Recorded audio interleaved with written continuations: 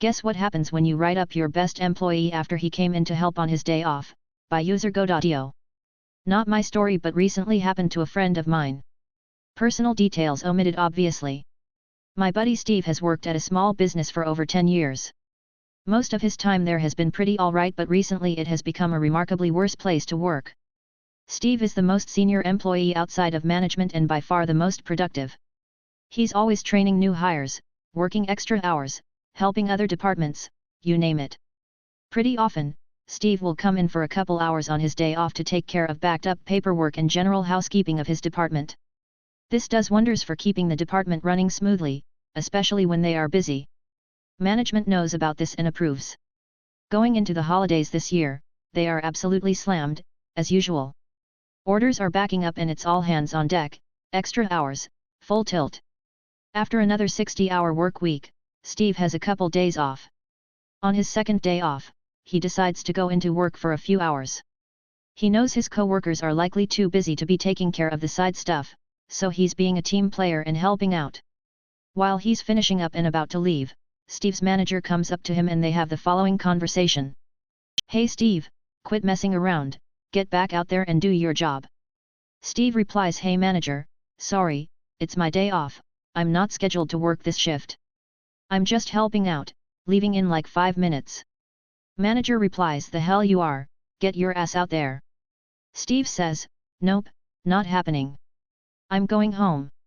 The next day, Steve is predictably brought into the office, dressed down, and written up for insubordination.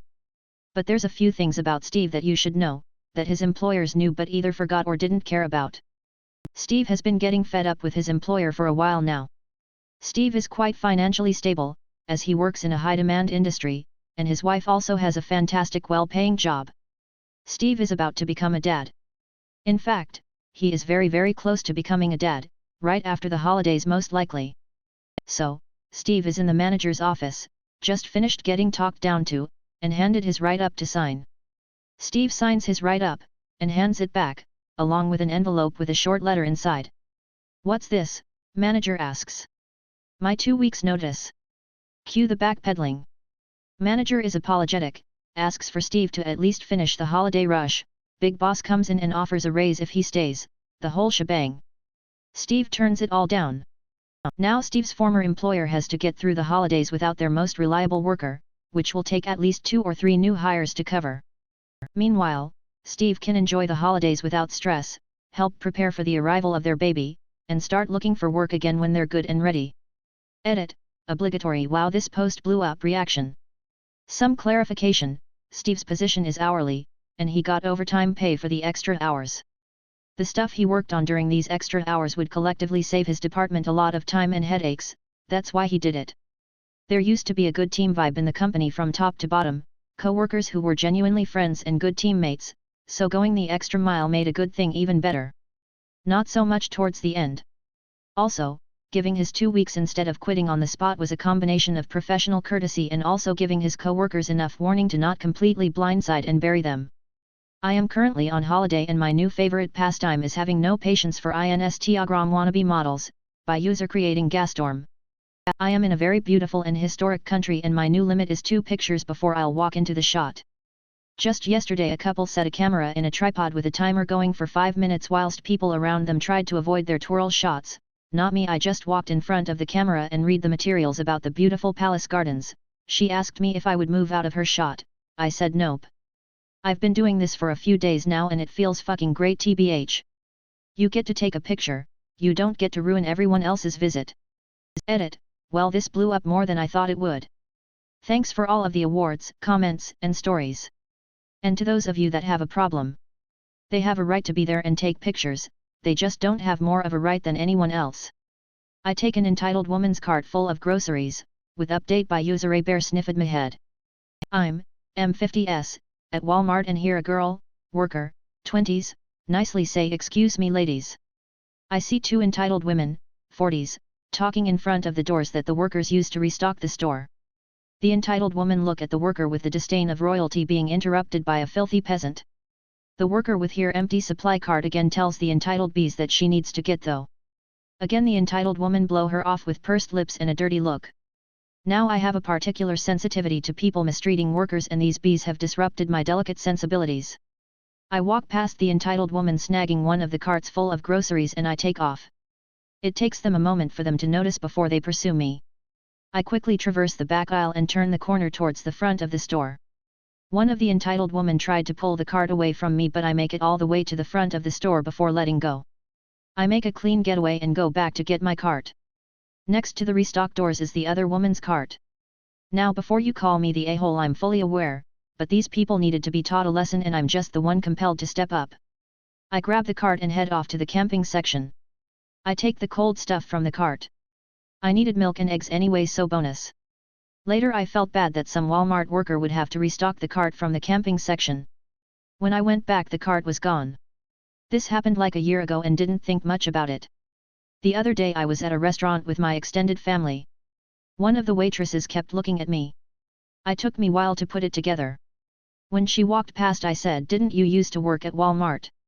She got excited and exclaimed that she thought it was me. I had a haircut and lost some weight since then. She filled me in on the aftermath. The ladies complained to the manager that a guy tried to steal their stuff for no reason. The manager figured there was more to the story. The entitled women wanted the manager to find me and have me arrested.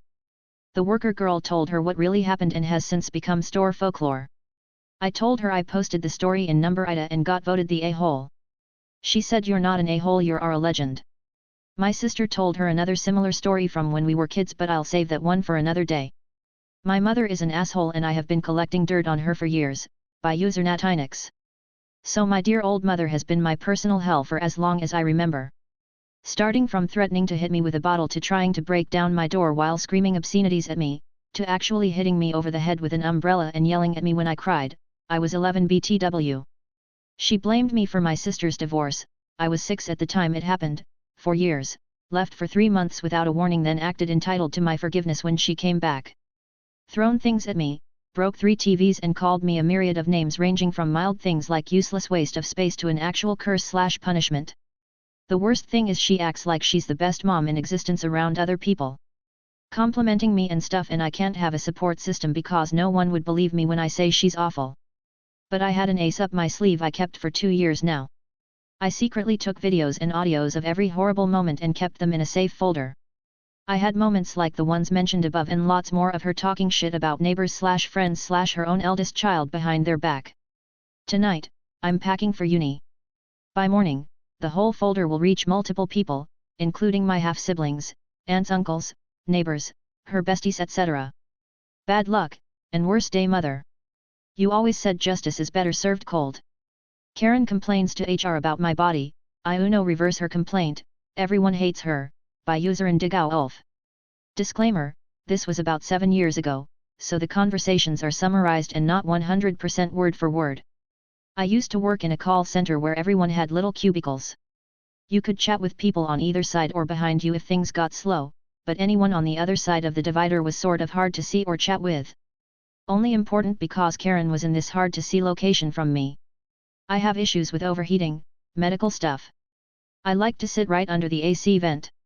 Nobody fought me for this, because it was a little too cold for most people.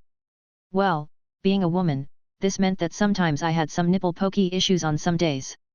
It's perfectly natural, and to most people, not noticeable because it was under my shirt and bra. Karen notices this and makes a report to HR. HR woman and my direct supervisor parade me through the cubicles and into their office, to question me about my nipples. Now, I could have thrown a fit about this to begin with, since we didn't actually have a dress code and it's none of their damn business. They asked me to prove I was wearing a bra, so I showed them the straps. They told me good enough basically, and to go back to my desk. I refused to go back. I said I needed to place a complaint about someone. They asked me who I was reporting. I said I don't know, but you do. I want to report whoever it was that's been staring at my breasts all day. Now that I know someone is staring, I feel like this is a hostile work environment. They acted like I was joking at first, until I said if you don't have a talk with them, I will go over your heads and report you for forcing me to reveal my bra to you. I got escorted back to my desk, and Karen was sitting there looking smug, until they escorted her to the HR office instead. I don't know what happened to her in the office, and I didn't care. They did their part by having their talk with her. All I really wanted was to know who did it. Since it was a very slow day, all my coworkers started asking me what that was all about. Office gossip, you know. I told everyone exactly what had happened, and added that Karen must be fascinated with my breasts since she noticed. Everyone else confirmed they didn't even notice. When she came back from HR, every person in the room knew what she had done, and was glaring at her. Snitches didn't get stitches, and didn't get fired either. But, they got treated like the Karen they were. Nobody would talk to her. People would be chatting, see her come try to join the conversation, and go silent and turn away from her. Some people did loud whispers and made comments like "SHHH, don't say anything, she will report you." She quit about 2 weeks later. Edit, wow, this is the most notifications I have ever logged into. Thank you for awards and replies. For those saying I should sue, this was about 7 years ago, the company no longer exists. I didn't sue them back then because the company was pretty new, and they were new to their positions just like the rest of us, and in their 20s. They seemed like they were not trained on how to handle this, awkward and confused. I didn't want to ruin their lives over it. I don't think they'd ever do it again. For those saying she was jealous, I have no idea what she could have been jealous of. I was almost 40, gaining weight fast from my disability, and I'd say 4/10. All I can think of is maybe she was jealous I was giggling with coworkers while trying to quietly play cards against humanity.